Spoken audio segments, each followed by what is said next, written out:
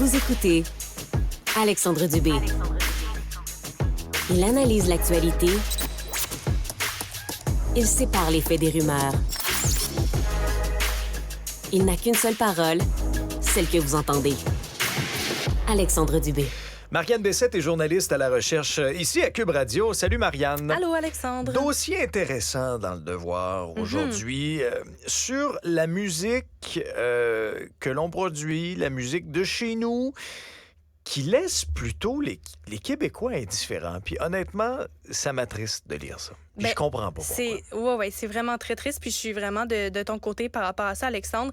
Alors, j'ai l'impression, puis je vais vraiment peut-être faire une généralisation abusive ici, là, mais dans ma génération aussi, j'ai l'impression que les gens trouvent que la musique québécoise, c'est poche, on n'écoute pas ça, ou pourquoi t'écoutes de la musique en français? Donc, on va plus se tourner vers de la musique anglophone, mais on écoute beaucoup moins celle qui est en français. Oui, on peut écouter des Québécois, parce que les artistes d'ici qui parlent français, oui, ils parlent français, mais font de la musique en anglais. Vite comme ça, on peut penser à Charlotte Cardin, Céline Dion, qui est connue à l'international, donc forcément, c'est sûr qu'elle va faire des chansons en anglais. Même chose pour Charlotte Cardin. Puis comme tu disais, c'est un dossier dans le Devoir que l'équipe a pu consulter les données d'écoute des 2 premières semaines du mois de juin. C'est l'entreprise Illuminate qui compile ça. Et ont constaté que parmi les 100 morceaux les plus populaires, en ce moment, au Québec, sur les plateformes d'écoute, donc Apple Music, Spotify, YouTube Music, etc., il n'y a aucune chanson en français. Ben voyons donc, zéro. Zéro. La seule québécoise qui a été capable de se trouver, de se hisser dans le top 100 des titres les plus écoutés, c'est Charlotte Cardin, avec des chansons en anglais.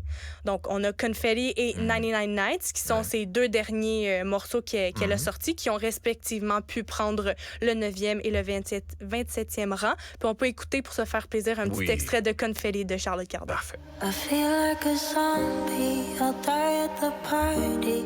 Yeah, you'll find my body fully covered in confetti. I tried calling somebody to tell them come get me, but you'll find my body fully covered in confetti, singing la da da da da. On peut pas nier, là, c'est bon. C'est excellent. C'est très bon. Charlotte Cardin, gros coup de cœur. talentueuse. Il y a tellement de personnes qui l'aiment, puis elle est connue pas juste au Québec. Elle a annoncé notamment sa tournée dernièrement, puis elle a des spectacles dans l'Ouest américain, elle a même des spectacles en France, partout en Europe. Puis c'est pas rien, parce qu'elle a quand même été capable de surpasser les chansons des vedettes internationales. On peut penser à Taylor Swift, à Ed Sheeran. Bravo, mais elle l'a quand même fait en anglais. Ouais. Et quand on fouille un petit peu plus loin, là, on n'est pas dans les 100 morceaux les plus populaires présentement.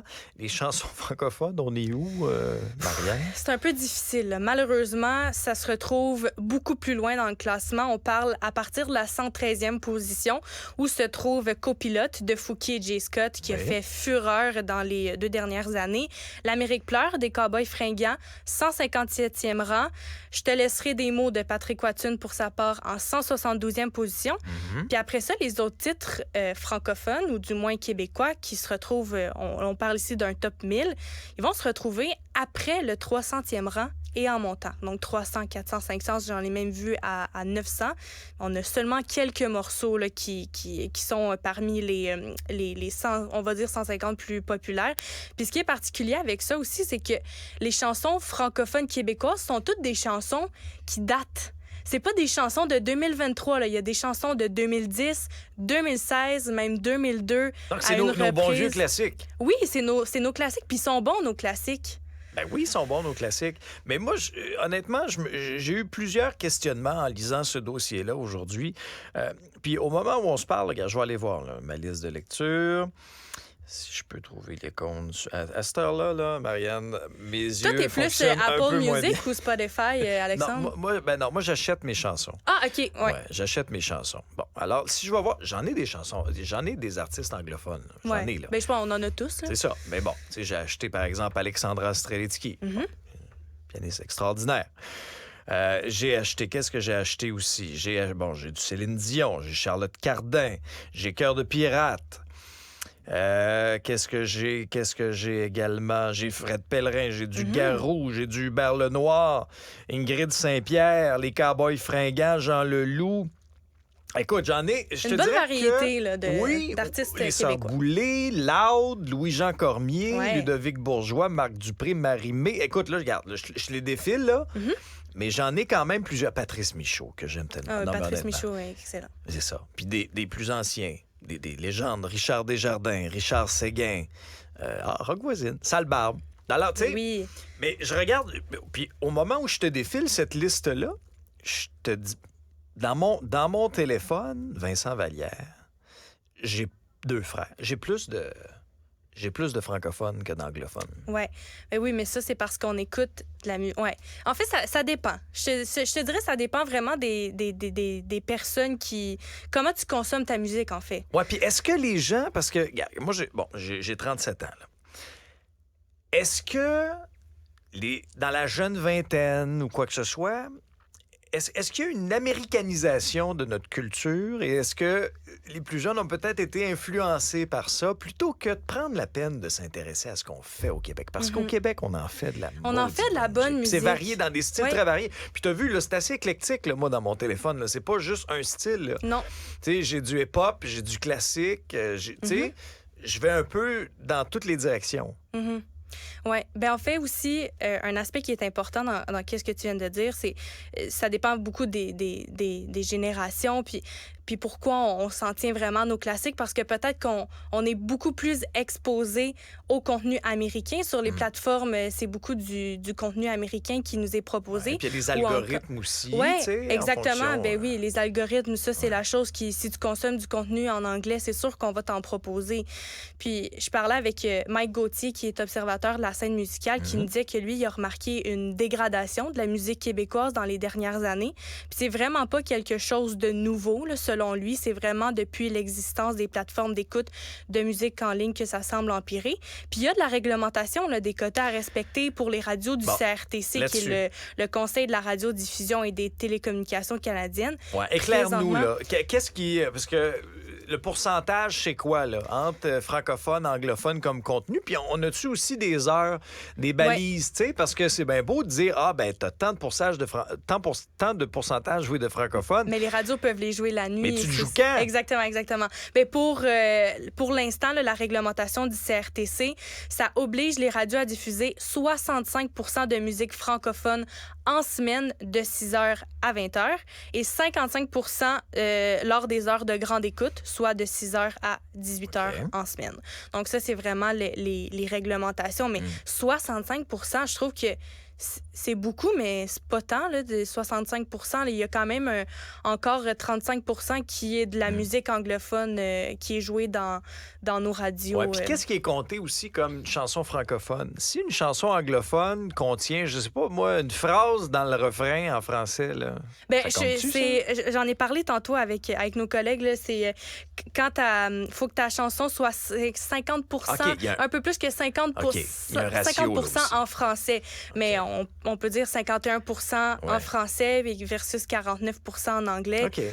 Si on se compare, par exemple, avec la France, là, c'est à peu près le même ratio? C'est à peu près la même chose, le même portrait? Ou il y a davantage d'artistes originaires de la France qui se retrouvent dans leur top 100? Eux, c'est totalement le contraire de nous. Là, dans la liste des 50 titres qui sont les plus écoutés de la semaine sur Spotify, on voit peu de chansons américaines. La majorité, c'est des chansons c'est du rap français qui a énormément la cote en France. Même ici au Québec, on a plusieurs artistes de français qui font du rap qu'on écoute ici au Québec. Donc, ça a vraiment traversé l'océan.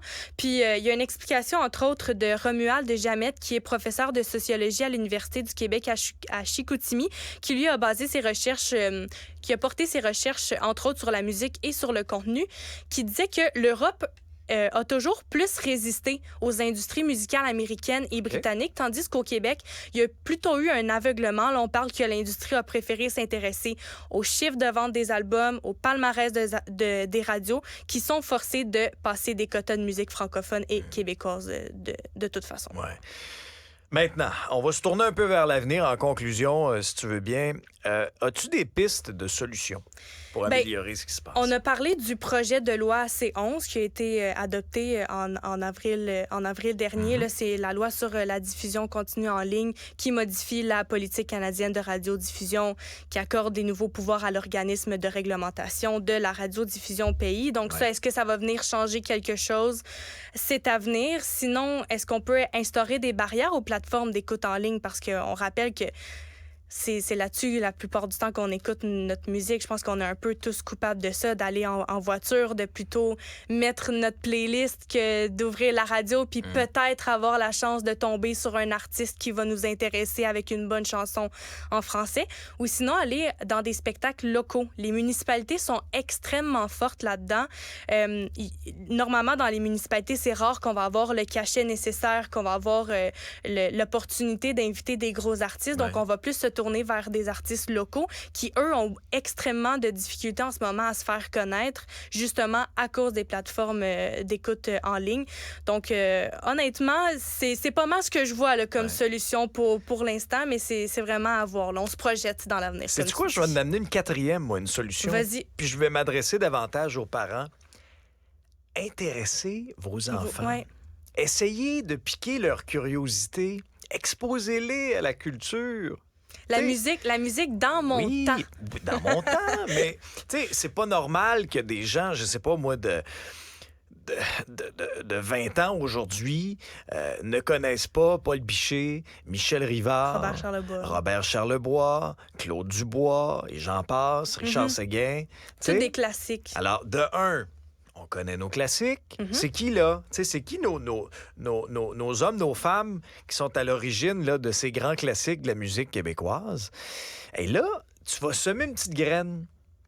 Tu vas semer une petite graine dans leur esprit, puis après ça, ben là, tu sais, plus tu vas en apprendre sur le passé, ben plus tu veux découvrir aussi quels sont les artistes actuellement aussi qui font de la bonne musique. Moi, je te dis, honnêtement, moi, je suis très, très fier du contenu québécois, puis je souhaite vraiment qu'on continue à les mettre de l'avant avec nos plateformes, parce que quand je vois des dossiers comme ça, puis quand je vois des palmarès comme ça m'attriste. C'est très triste, puis ça va de pire en pire. L'année dernière, il y a TVA Nouvelle qui disait qu'il y avait 4 chansons québécoises dans le top 100. Cette année, il n'y en a pas du tout.